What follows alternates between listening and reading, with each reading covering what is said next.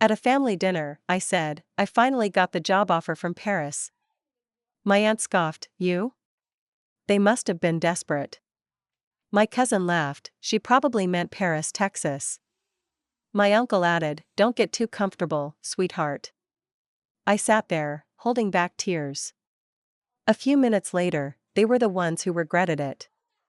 I've always been the quiet one in the family. Growing up, I was the middle child of 3, sandwiched between an older brother who had everything handed to him and a younger sister who was the baby of the family. My parents were decent people, but they didn't really have the drive or ambition that I craved. They were happy with their comfortable, suburban lives, working regular 9-to-5 jobs. But me? I wanted more. I didn't want to be stuck in a small town forever. I moved to the city right after college. I wasn't sure what I wanted to do, but I knew I wanted to break into fashion somehow. The only problem was that I didn't know anyone in the industry. So, I started small, temp jobs, intern gigs, cold emailing people, attending every networking event I could find. It was tough, grueling, and often humiliating, but slowly, I built connections. Over time, I worked my way up to being a marketing assistant at a small but respected firm. The whole time, my family never really got it.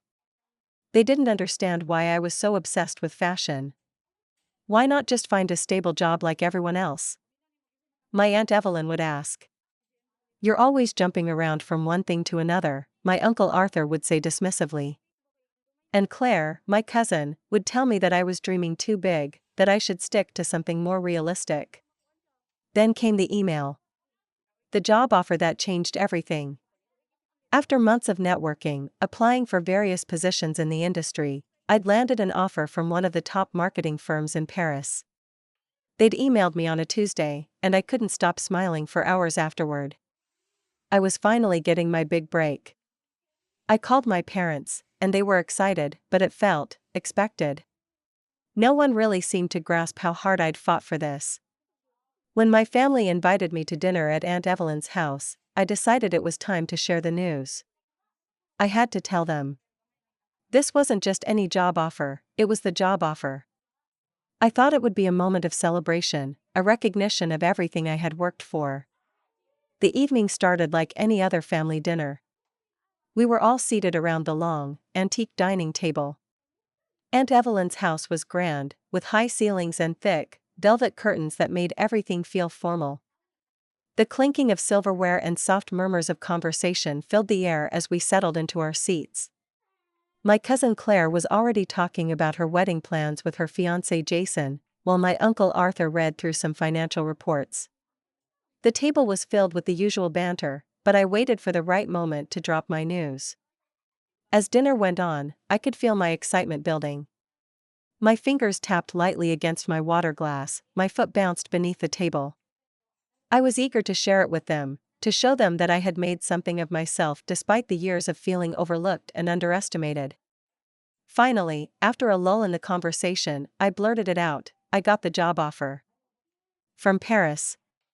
There was a pause. The kind of pause that tells you no one is really sure how to respond.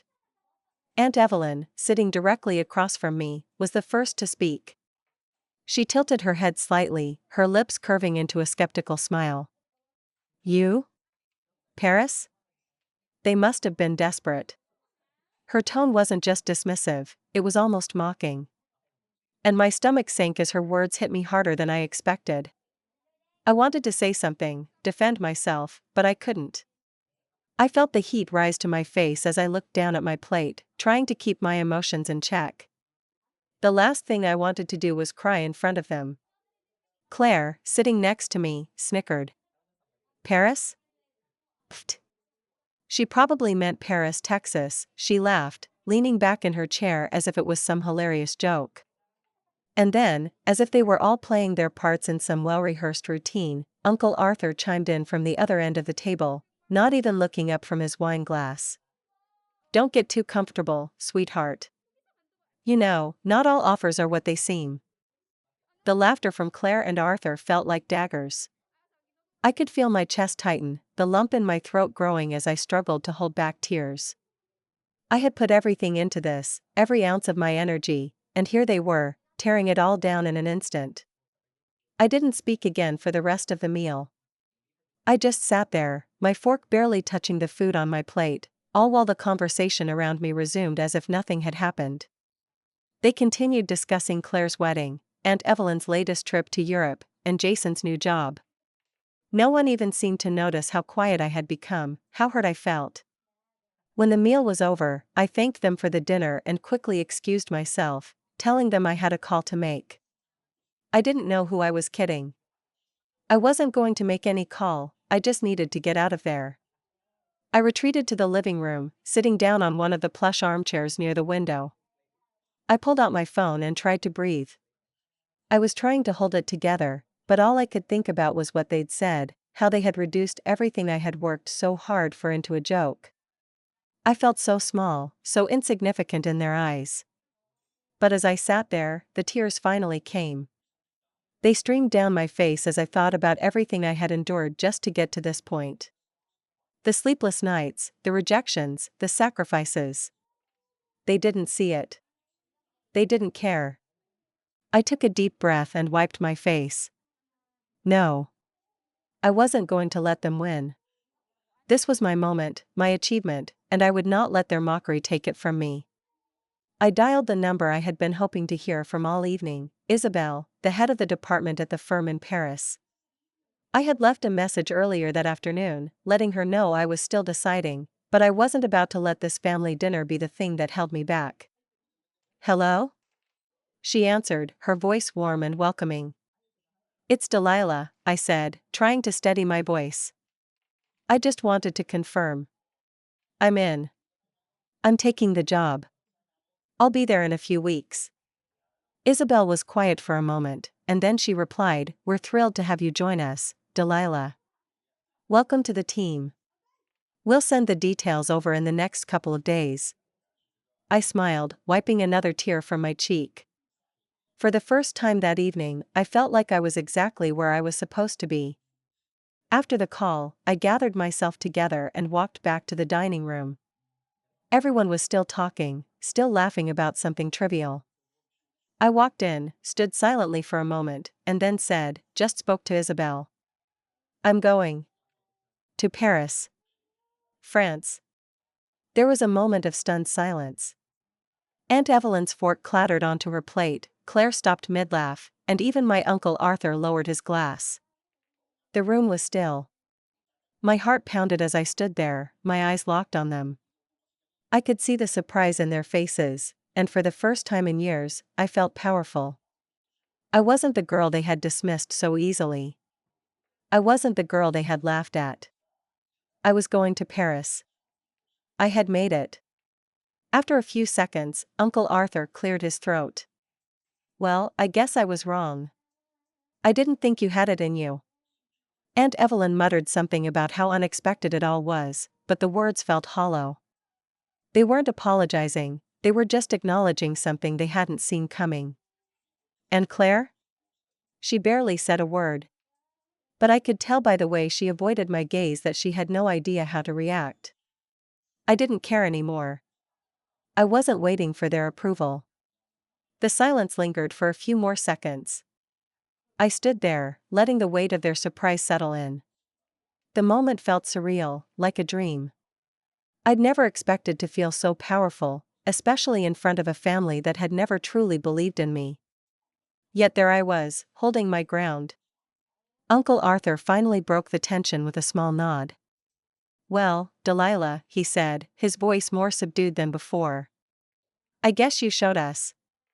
Aunt Evelyn tried to recover her composure but didn't quite manage to hide the skepticism in her eyes. I suppose Paris will be an adventure for you.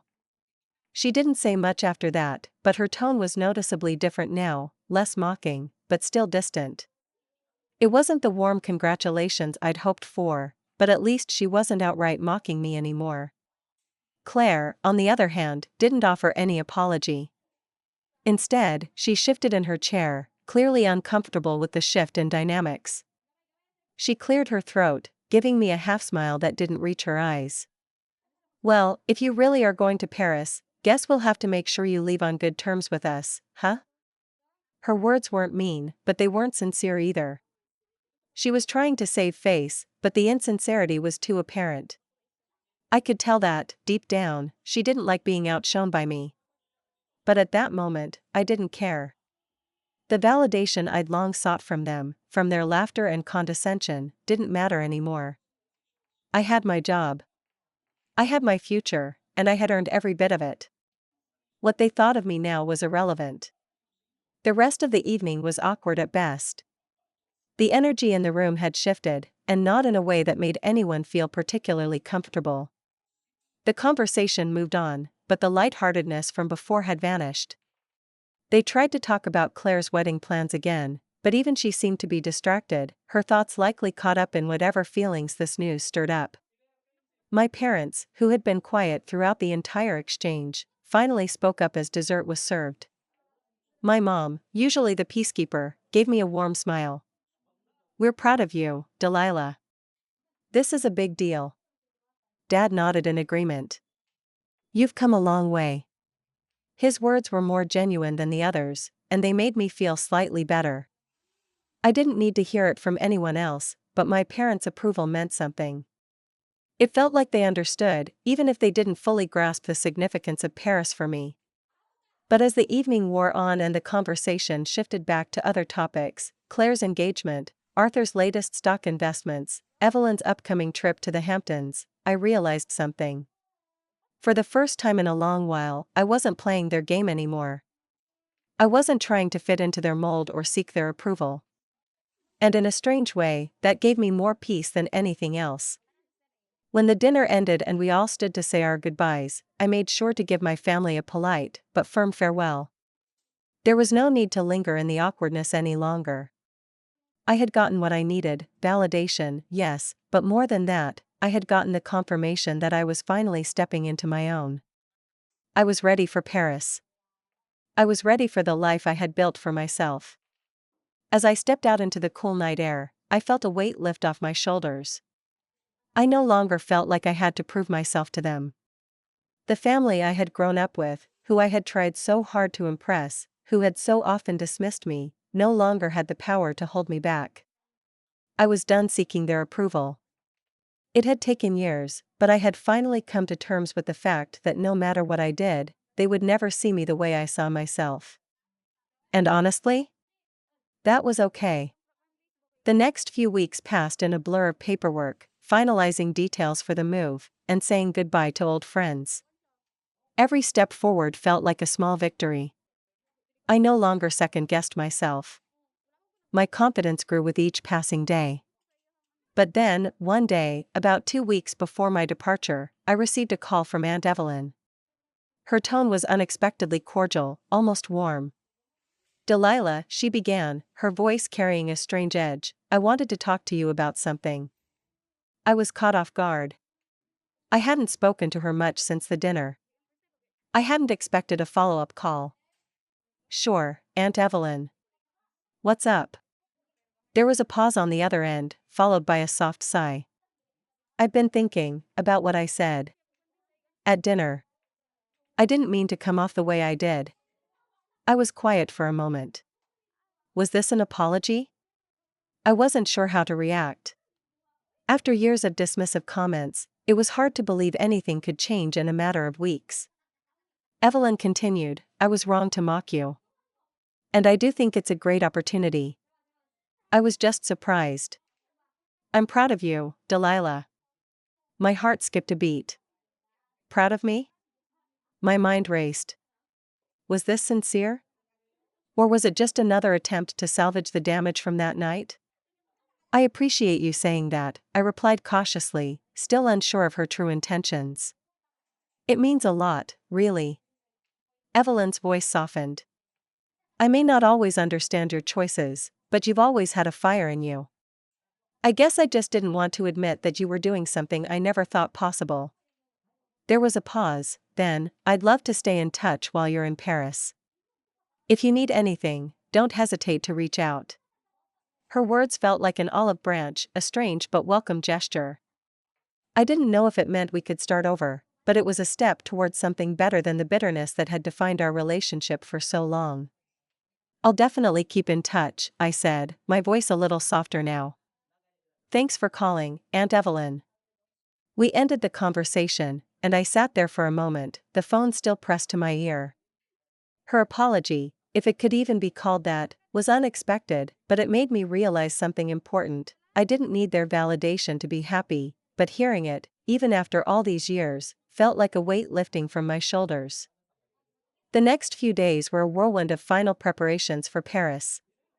I packed up my small apartment, said goodbyes to friends, and made my peace with the family I was leaving behind. Each goodbye was bittersweet. I'd spent so long trying to fit into their world, but now I was stepping into my own. And as the days drew closer to my departure, I realized that I was ready. I had earned this moment. And no matter what, I wasn't going to let anyone, not even my family, take that away from me. Paris was waiting. As the days drew closer to my departure, the anticipation began to outweigh everything else. I could feel the weight of what I was leaving behind, the life I had built in this city, the friendships that had supported me through thick and thin. But every time doubt crept in, I reminded myself of why I was doing this. It wasn't just the job offer. It was my opportunity to step into a new chapter of my life, one where I could fully embrace who I was and who I wanted to become. The night before my flight, I sat in my empty apartment, the walls echoing the silence of my decision. The furniture was already packed into boxes, everything sorted and ready to be shipped. The few items I was keeping were neatly stacked in a corner. I had always been a sentimental person, but tonight there was no nostalgia, no longing for the comfort of the past. I called my mom to check in, and as usual, she gave me a long, emotional talk about how proud she was of me. But even through her words, I could sense the undercurrent of worry. She was scared for me, unsure if I was making the right decision. And while I understood her concern, I couldn't let that influence me. I reassured her that everything was in place, that this was the right step for me. I told her that I was excited, and I truly was. But there was this subtle, nagging feeling deep inside, an uncomfortable reminder of the family I was leaving behind. I wasn't just physically leaving my hometown and the familiar surroundings, I was stepping away from the relationships that had shaped me, the same relationships that had often made me feel like I didn't belong. The next morning, as I boarded the plane to Paris, I felt a sense of finality. There was no going back now. My family hadn't understood me, hadn't supported me in the way I had hoped, but I had made this choice. And it was mine to own. The flight was long, and I spent much of it looking out the window, lost in thought. Paris was a world I had only dreamed of, beyond the pictures I'd seen or the stories I'd heard from those lucky enough to travel there. I had only one goal in mind, to prove to myself that I was capable, that I belonged. For once, I wasn't chasing someone else's vision of success. I was chasing my own. When I arrived in Paris, the city immediately enveloped me in a way that felt both intimidating and exhilarating. The streets were alive with energy, the buildings towering above me with a kind of elegance that seemed to make the very air hum with history. I was in awe of it all, but as much as I wanted to soak it all in, I reminded myself that this was just the beginning. The firm I was working for was located in one of the most fashionable districts of Paris. It was a dream, plain and simple. The team was talented, and I felt an overwhelming sense of pride when I walked through those doors on my first day. The challenges were immense, and the expectations high, but I was ready. Every day was a new opportunity to prove myself, and I threw myself into the work with everything I had. But as the weeks passed, there were moments when I found myself thinking about my family back home. Their voices would pop into my head, particularly Aunt Evelyn's dismissive words at the dinner table. "You? Paris?" They must have been desperate. Claire's mocking laughter still echoed in my mind, and Uncle Arthur's casual dismissal had felt like a betrayal I wasn't sure I could forget. There was one day when the weight of it all hit me. I was sitting in a cafe after work, sipping my coffee, and I realized how much I missed the comfort of family, despite everything. The family dinners, the familiar faces, the unspoken bond that came with growing up together.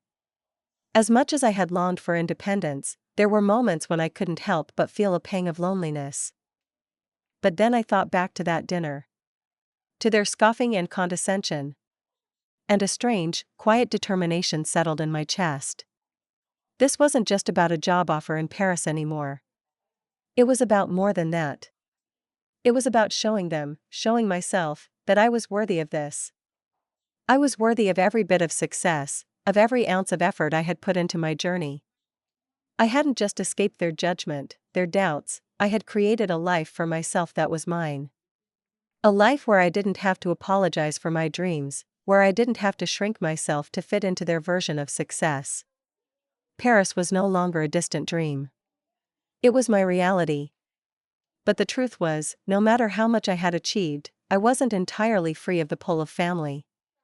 I thought of Aunt Evelyn, her sharp eyes that always seemed to size me up.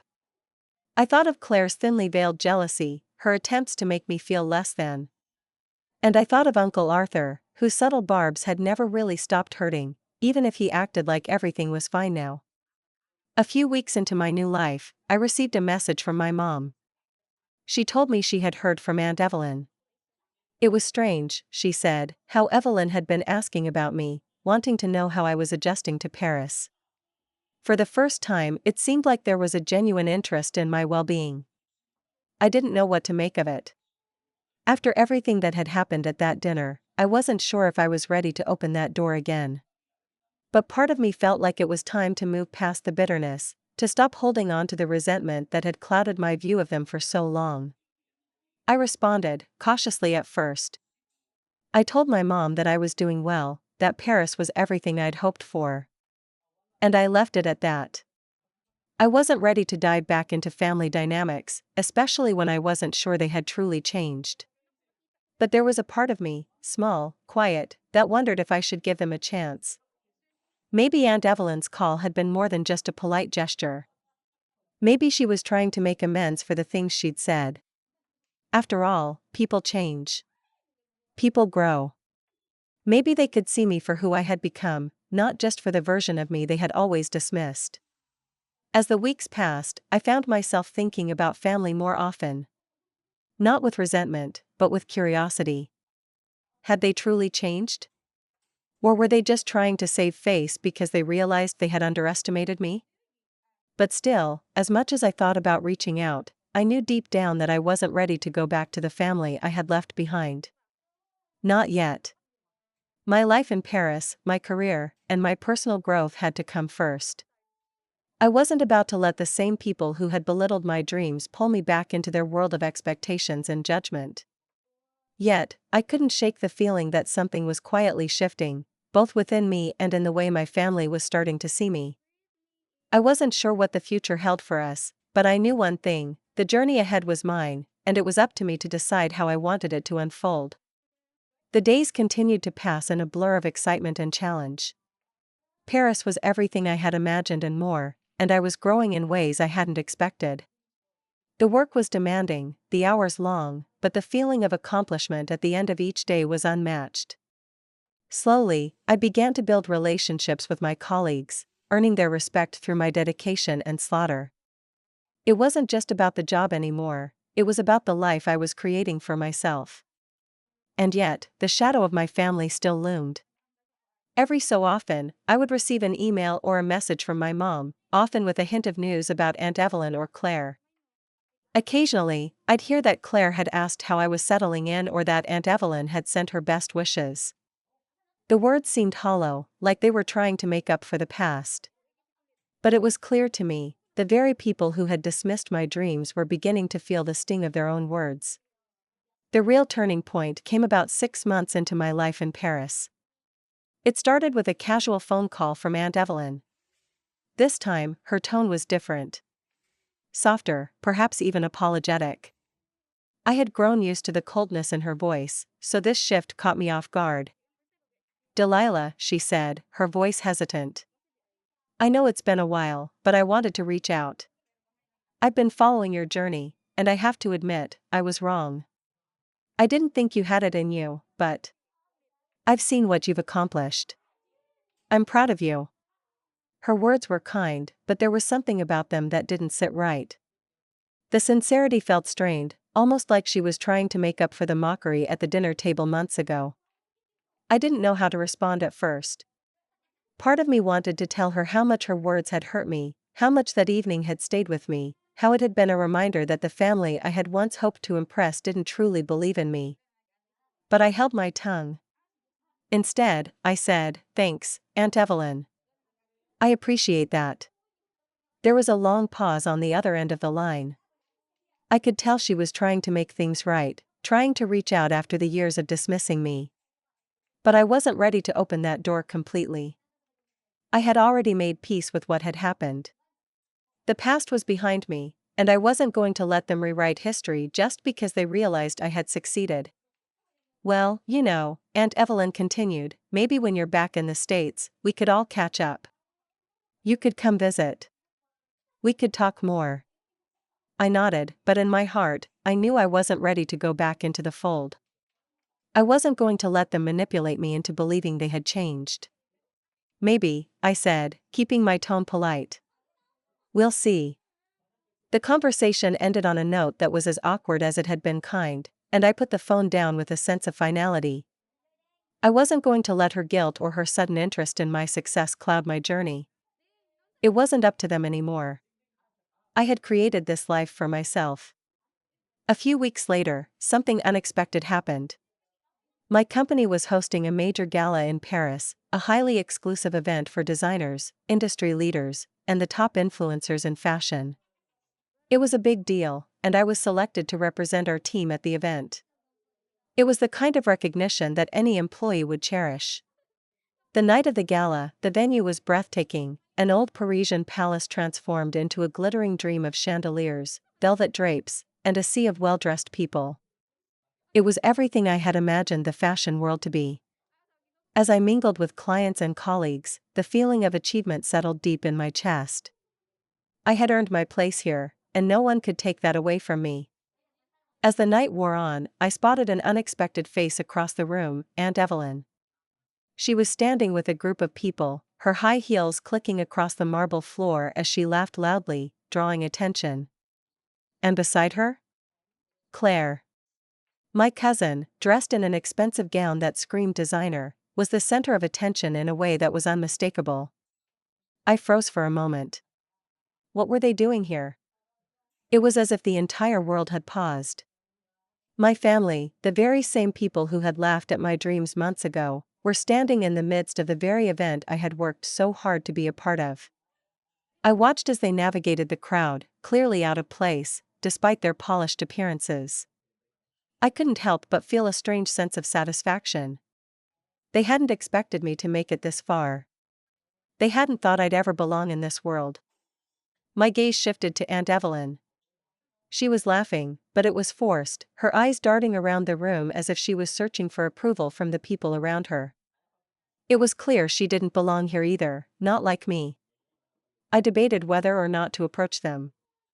Part of me felt a need to confront them, to show them just how much I had succeeded in a way they could never have predicted. But I didn't need their validation. Not anymore. Instead, I watched from a distance, a smile tugging at the corners of my mouth as I realized something important. I had succeeded despite their doubts. I didn't need to rub their faces in it. The best revenge was not in confrontation. It was in the quiet triumph of knowing I had achieved everything they thought I couldn't. As the evening wore on, Aunt Evelyn and Claire began to inch closer to me, as if they were drawn to my success in a way that was both obvious and subtle. I could see the glances they exchanged, those familiar glances that spoke volumes. They hadn't expected me to be here, let alone shine in this environment. Finally, they made their way toward me. Well, Aunt Evelyn said, her voice carrying a forced cheerfulness. "Delilah, I didn't expect to see you here. This is impressive." "Really?" I turned to her, my smile cool but polite. "I'm glad you could make it," I said, my voice steady. "It's a big night for the company." Claire, who was standing beside her, looked at me with a faint smirk. "I guess this is where you belong now, huh?" I never thought I'd see the day. I didn't flinch. "Neither did I replied, my words measured. "But here I am." There was a long pause, as if they didn't know what to say next. I could tell they wanted to apologize, to express some form of regret for their earlier dismissiveness. But instead of offering empty apologies, I simply nodded and turned back to my colleagues, immersing myself in the conversations around me. As I moved away, I caught a glimpse of Aunt Evelyn and Claire standing there, their faces flushed with a mixture of embarrassment and realization. They had underestimated me, belittled my dreams, and laughed at my ambitions. But now, they were the ones who had to face the truth. I had made it, despite them. And that was all the revenge I needed. The night ended, but the message lingered. They had thought I would never belong in their world, but in that moment, I realized something important: I didn't need them. I had built my own world. And that was my victory.